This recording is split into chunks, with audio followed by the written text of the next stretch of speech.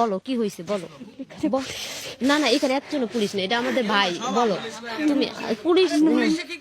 আচ্ছা তুমি বলো না না বলো, তোমার কেউ চিনবে না, তুমি বলো। আমি বিচার চাই, ওরা কেন এই কাজগুলো আমার হ্যাঁ, সাথে কি করছে একটু বলো। অনেক খারাপ কাজ করছে, অনেক মাঝে মাঝে কাজ করছে, এত অনেক বাজে কাজ। পুলিশ তোমাকে কি বলছে আপু?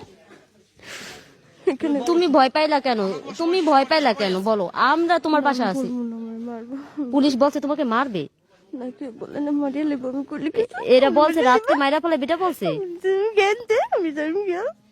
আমি আসি তোমার তো বলছি, কোন পুলিশের এমন পুলিশ জন্মগ্রহণ করে না এই শরিয়াতপুরে তোমার গায়ে হাত দিবে কোন পুলিশ? আমরা তোমার ভাই।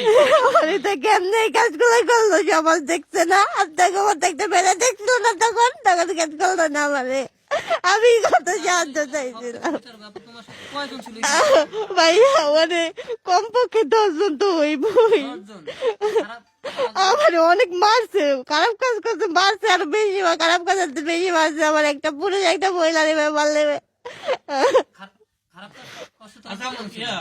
পুলিশ তোমাকে কি বলছে? কেউ ভয় দেখায় নাই তাই কেন তুমি বললা যে আমার কিছুই হয় নাই, শুধু আমার এমনিতেই আমাকে মারছে? আমার পুলিশ লাগবো না, আমার জনগণ লাগবো। আমরা তো জনগণ আছে, এটি সব জনগণ, এখানে পুলিশ কেউ নাই। শরীয়তপুরের জনগণ তোমার সাথে আছে, শুধু শরীয়তপুর না সারা বাংলাদেশের লোক তোমার সাথে আছে, তুমি শুধু বলো।